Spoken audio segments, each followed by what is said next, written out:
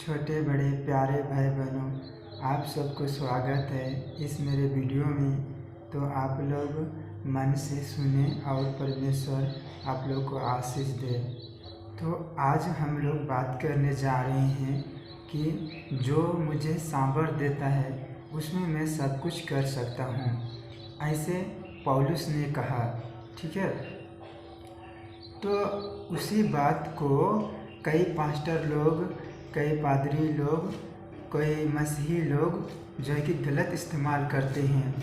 कहते हैं पादरी लोग, पास्टर लोग कि जो मुझे सामर्थ देता है उसमें मैं सब कुछ कर सकता हूँ। जो मुझे सामर्थ दिया है उसमें से मैं घर खरीद सकता हूँ, उसमें से मैं लड़की शादी कर सकता हूँ, उसमें से मैं जो है कि ज़मीन खरीद सकता हूँ, उसमें से मैं कार खरीद सकता हूँ।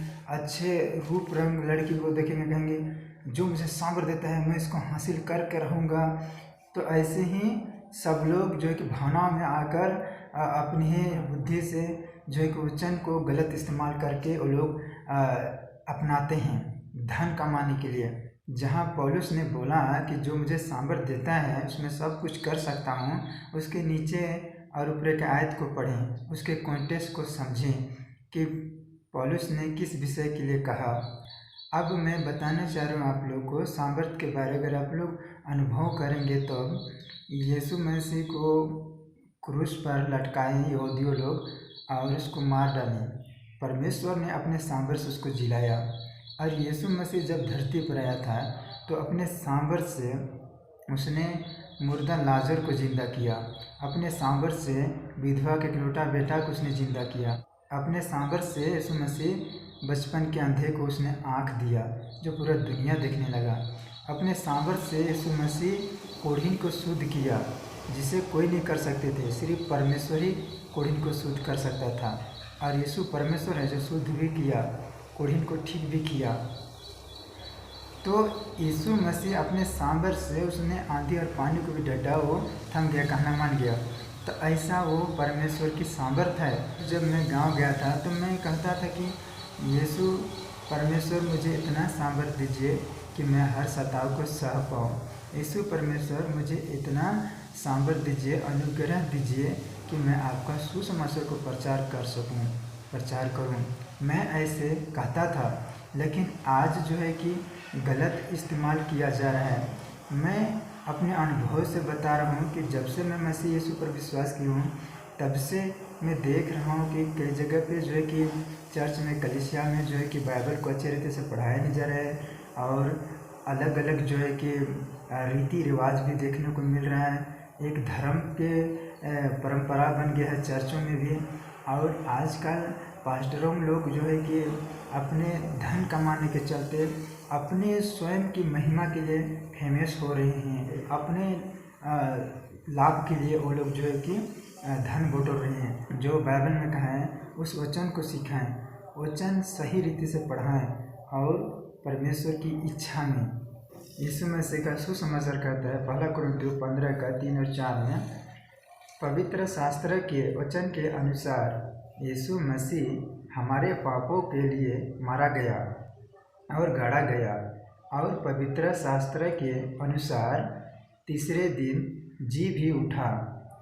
यह है बाइबल का सुसमाचार, इसके बाहर कुछ नहीं है। जो व्यक्ति अपने पापों से मन फिराव करेगा, अपने पापों से क्षमा मांगेगा यीशु से और यह विश्वास करेगा कि यीशु मसीह मेरे सभी पाप का दंड भुगत दिया है क्रूस पर, भूतकाल, वर्तमान काल, भविष्य काल का पापों का दंड यीशु मसीह भुगत दिया है क्रूस पर, और यीशु मसीह के बलिदान से मिलने वाला क्षमा को स्वीकार करेगा और यीशु को ही एकमात्र प्रभु परमेश्वर स्वीकार करेगा और उद्धारकर्ता स्वीकार करेगा और अपने जीवन को समर्पण करेगा यीशु मसीह के पास सिलेंडर, तो उसका उद्धार हो जाएगा। उसके अंदर यीशु का, परमेश्वर का आत्मा आकर बस जाएगा और वो किसी दिन भी मरेगा, मरने के बाद वो स्वर्ग ही जाएगा। तो यह है सुसमाचार। यूहन्ना 19:30।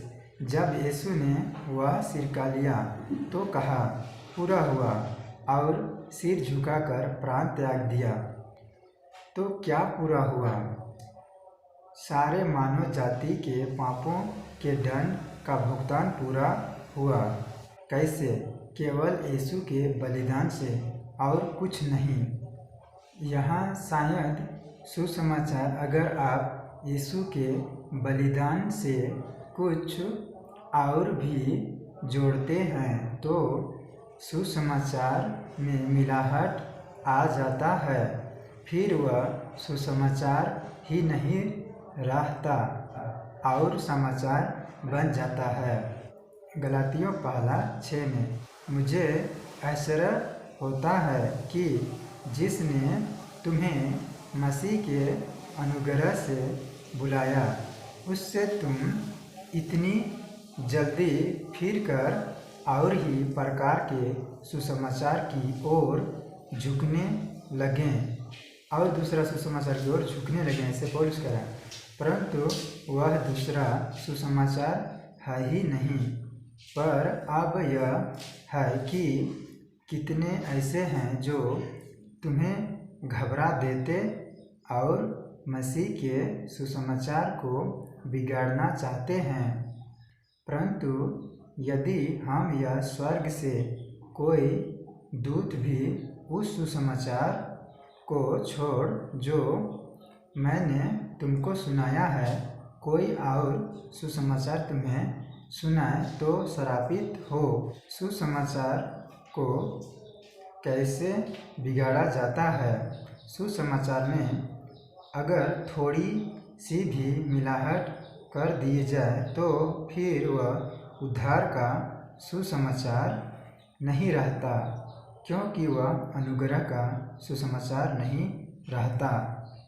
बहुत से ऐसे मसीही लोग हैं जो विश्वास करते हैं कि यीशु मसीह के बलिदान से मेरे सभी पाप क्षमा हो गए हैं, और बहुत से ऐसे मसीही लोग हैं जो यह कहते हैं कि यीशु मसीह के बलिदान से केवल हमारा पाप क्षमा नहीं होगा, हमें और कुछ अच्छे कर्म करना होगा पाप क्षमा के लिए, और कुछ रीति रिवाज करना होगा, ऐसे मानते हैं। लेकिन मैं बता रहा हूँ कि यीशु मसीह हम सभी का पाप का दंड भोग दिया है, बलिदान दिया है, आत्मिक और शारीरिक यातना सहा, दंड सहा, तड़प तड़प उसने लहू बहाया, हमें नरक के दंड से बचाने के लिए पवित्र लहू का उसने बहाया है इस धरती पर।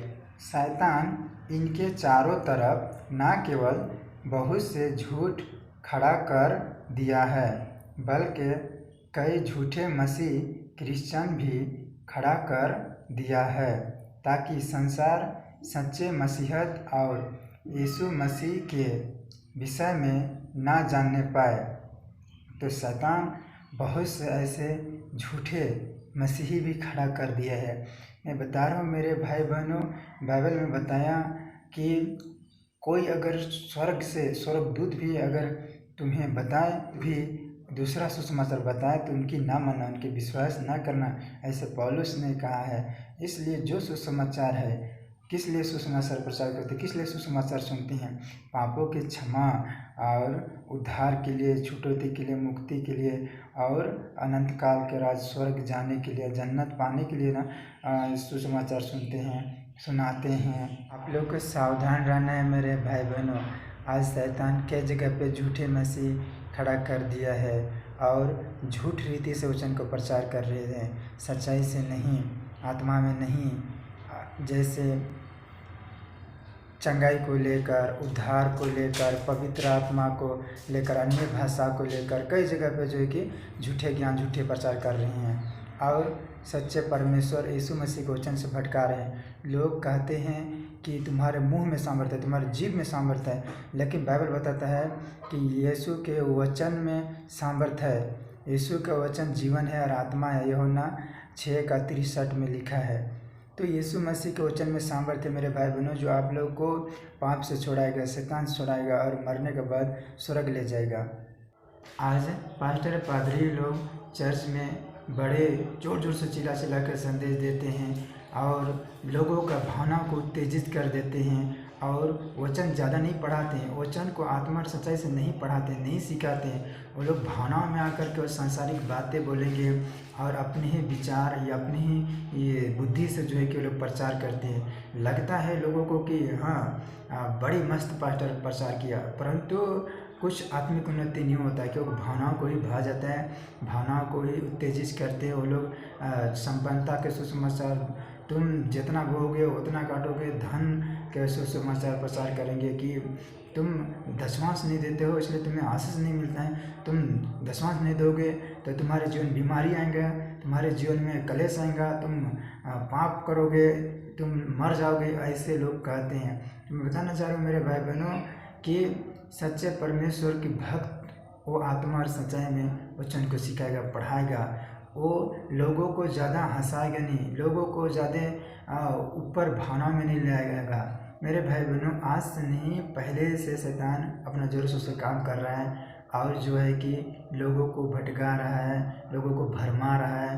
बाइबल बताता है कि झूठे भविष्यवक्ता उठ खड़े होंगे, कितनों को भरमा देंगे।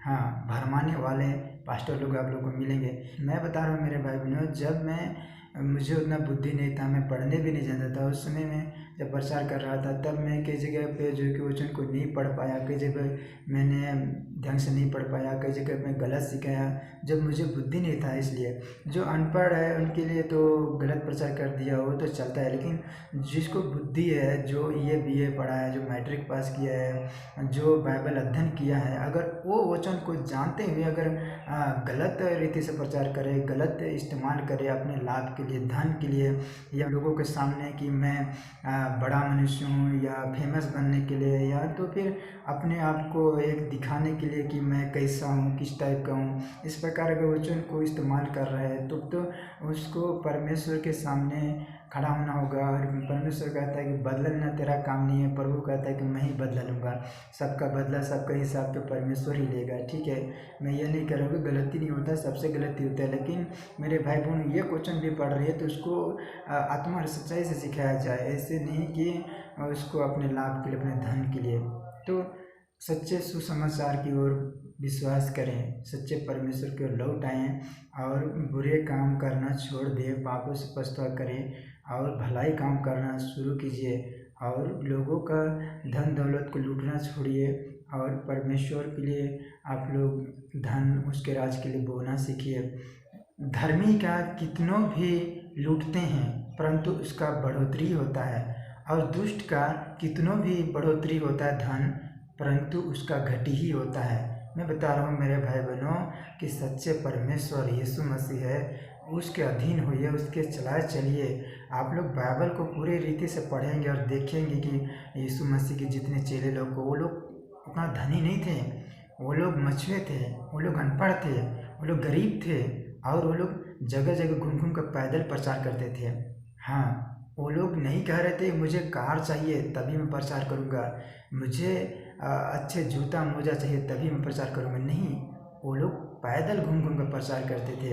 और वो लोग स्वयं कहते थे कि लोग बदनाम करते हैं, हम आशीष देते हैं, लोग हमें मारते हैं परंतु हम उनके लिए प्रार्थना करते हैं, हम लोग गिरे तो जाते हैं परंतु गिराए नहीं जाते, उठ जाते हैं सांबर से, यीशु मसीह के सांबर से। तो वो लोग भूखे रहते हैं परंतु वो लोग का भूख का महसूस नहीं होता है, सताए जाते हैं परंतु दर्द का महसूस नहीं होता है। यीशु मसीह का सामर्थ्य तो लोगों को थाम लेता है। उन लोगों को डर के जगह में, सताव के जगह में अशांति तो लगता है परंतु शांति यीशु मसीह देता है। तो मेरे भाई बहनों, मैं बता रहा हूँ कि सच्चे मसीहत को चुनें, सच्चे मसीहत की राह में चलें। यीशु मसीह ने इसीलिए कहा मार्ग सत्य जीवन में हूँ, उसके मार्ग में चलो मेरे भाई बहनों, तो आनंद शांति मिलेगा। तो इस संदेश से परमेश्वर आप लोग को आशीष दे। जीवित यीशु के नाम में आमीन।